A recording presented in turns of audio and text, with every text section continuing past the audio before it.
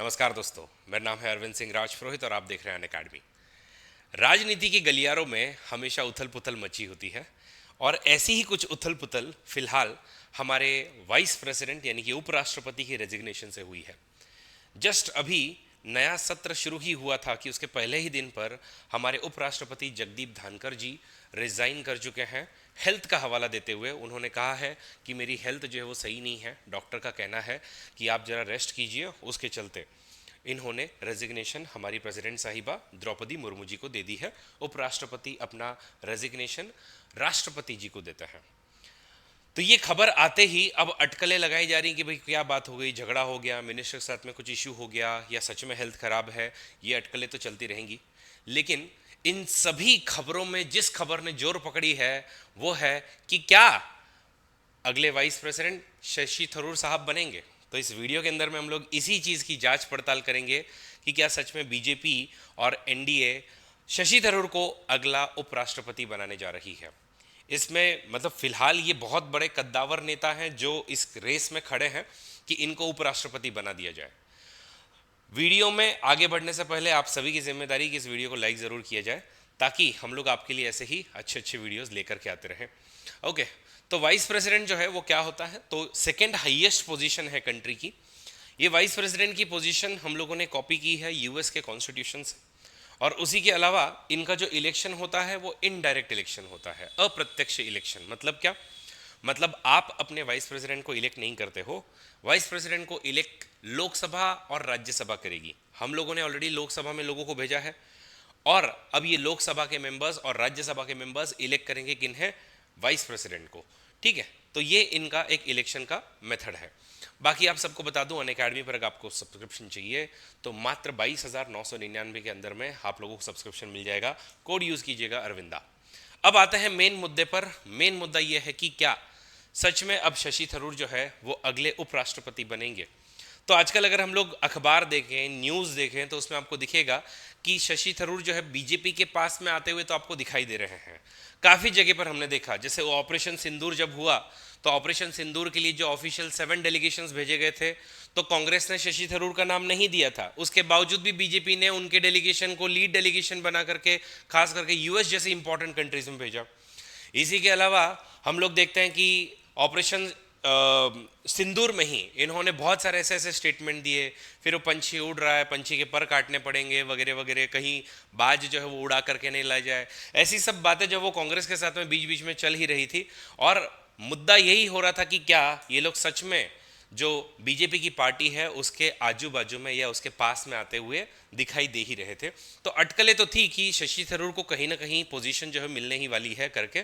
और उसमें हम लोग कांग्रेस के साथ में भी देख सकते हैं। अभी रिसेंट का स्टेटमेंट है कि कांग्रेस के खास करके जो केरला के जो चीफ है मुरलीधरन, उन्होंने कहा था कि भाई हमारे साथ में नहीं है, शशि थरूर जो हमारे साथ में नहीं है। इसी के अलावा अगर हम लोग देखें तो अभी रिसेंटली नीलांबुर बाईपोल इलेक्शंस हुए थे केरला के अंदर में, तो उनके कॉन्स्टिट्यूंसी के अंदर में ये आते हुए भी, तो शशि थरूर केरला के तिरुवनंतपुरम से आते हैं, अब उन्हीं के अंडर में ये आते हुए भी उनको वहां पर स्टार कैंपेनर के तौर पर नहीं बुलाया गया।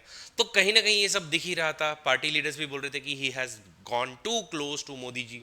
उनका कहना था कि भाई देखो, just because cross party cooperation कर रहा हूं कि अभी ज़रूरत है ऑपरेशन सिंदूर में, इस चीज़ की ज़रूरत है कि मैं जाऊं और मेरी जो स्किल्स हैं उनको यूटिलाइज करूं डिप्लोमेसी के लिए।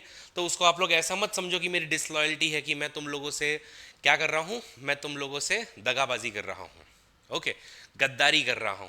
तो यहाँ पर विनोद का भी डायलॉग आता है कि गरीब हूं लेकिन गद्दार नहीं हूं। ओके, तो इसी तरीके से शशि थरूर ने कहा ही था। लेकिन अब हो ये रहा था कि इन सब अटकलों में, इन सब झगड़ों में कहीं ना कहीं अब शशि थरूर जो है वो आगे जाने वाले हैं। इसका पीछे एक और रीज़न ये भी हो सकता है कि सच में हो सकता है क्या, क्योंकि शशि थरूर तो तिरुवनंतपुरम से जीत करके आए थे, लेकिन इस बार की आप मार्जिन देखिए, हर बार जो मार्जिन होती थी इस बार की मार्जिन उनकी केवल 16,000 वोटों की है। तो कहीं ना कहीं मे बी इनकी नैरो मार्जिन भी है। अब उनको लग रहा है कि भैया पब्लिक लाइफ में काफ़ी हो गया मेरा, अब मस्त एकदम हाईएस्ट पोजीशन पर जा करके बैठते हैं और वहाँ से मस्त एकदम अच्छे से अब काम करेंगे। ओके, तो लोगों को, पॉलिटिकल ऑब्जर्वर्स को भी लग रहा है कि शायद से बिकॉज उनकी देखो कांग्रेस के साथ में फॉल आउट है, अगली बार पता नहीं टिकट मिले नहीं मिले, फिर जो जीतने की मार्जिन है वो भी आगे आगे कम होते जा रही है। एंड इसी के साथ साथ अगर हम लोग देखें तो बीजेपी और उनके एलाइज जो है उनके पास में इनफ नंबर्स भी हैं, तो इनके चलते अब ऐसी अटकल है कि शायद से शशि थरूर अगले उपराष्ट्रपति बन सकते हैं। ठीक है, जैसे अब अगर हम लोग अभी देखें तो लगभग हमारे पास में टोटल मतलब इलेक्शन के लिए मैंने आपको बताया इनडायरेक्टली इलेक्शन होगा, तो ये आपका जो है वो 788 टोटल सीट जो है वो आपकी 788 है। इन 788 में से आपको मेजॉरिटी लेकर के आनी होगी। If I am not wrong, आपकी जो मेजॉरिटी आ जाएगी वो लगभग लगभग, अगर हम लोग इसकी मेजॉरिटी अगर गिने तो इसकी मेजॉरिटी आप लोगों को जो आ जाएगी वो मेरे हिसाब से सिर्फ और सिर्फ 394 बराबर, 394 में इनको मेजॉरिटी आ जाएगी। तो 394 इनको सीट चाहिए कि अगर इनको इलेक्ट होना है तो 395, तो 395 तो काफ़ी आराम से हो जाएंगी।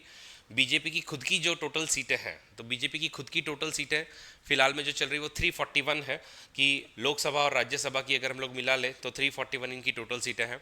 और वही बीजेपी की जो एलाइज हैं उनकी टोटल सीटें अगर हम लोग गिले तो लगभग 426 के करीब में आती है। तो ये मोर देन सफिशेंट है शशि थरूर को जिताने के लिए। तो बीजेपी के पास में मेजॉरिटी भी है उनको जितवाने के लिए, बीजेपी के पास में रीजंस भी है, पावर भी है, प्लस इससे क्या होगा बीजेपी के लिए भी एक स्मार्ट पॉलिटिकल मूव हो जाएगा। उसी के अलावा थोड़ा सा दिखा भी सकते हो कि हाँ देखो देखो देखो इंक्लूसिव लीडरशिप है, हम लोग तो इवन ओपोजिशन के भी लोगों को लेते हैं, ओपोजिशन वाले ऐसे ही हमको कह रहे हैं कि यहाँ तो अब प्रेसिडेंट, यहाँ तो अब अनसेड नेशनल इमरजेंसी लगी हुई है वगैरह वगैरह, या फिर धीरे धीरे से एकदम साइलेंटली ये वाला डिफेक्शन भी हो सकता है। राजनीति में कभी भी कुछ भी हो सकता है, लेकिन अब हम लोग आगे देखेंगे कि ये कैसे होता है। और आप कहोगे कि सर ये रियली पॉसिबल है क्या, क्योंकि वो एक सिटिंग एमपी है, सिटिंग एमपी रिजाइन कर सकता है। तो वो क्या करेंगे, अपने तिरुवनंतपुरम की सीट से रिजाइन कर देंगे, वहां पर बाईपोल का इलेक्शन हो जाएगा। ओके, और उसी के अलावा उनके बाकी के एलिजिबिलिटी क्राइटेरिया तो है ही कि वो 35 साल के तो है ही, उसके अलावा उनके पास में कोई ऑफिस ऑफ प्रॉफिट नहीं है। ओके, और इनको 20 प्रपोजर और 20 सेकेंडर वगैरह लगेंगे, ये सब तो इनका काफ़ी आसानी से हो जाएगा। तो चांसेस है कि शायद अब राज्यसभा के जो सभापति बनेंगे वो होंगे शशि थरूर। वीडियो अपने दोस्तों के साथ में शेयर कीजिए और लोगों को बताइए कि शायद, अभी तक कंफर्म नहीं कह रहा हूँ क्योंकि नीतीश कुमार जी का भी नाम चल रहा है और भी बहुत सारे बीजेपी के जो लोग हैं उनका नाम चल रहा है, लेकिन शशि थरूर का इन सभी में आगे चल रहा है, इसलिए ये वाली वीडियो मैंने बनाई है। अपने दोस्तों के साथ में शेयर जरूर कीजिए कि सबको कारण पता चले कि अगर शशि थरूर बने तो क्यों राज्यसभा के चेयरमैन बनेंगे। जय हिंद, जय भारत और लेट्स क्रैक इट।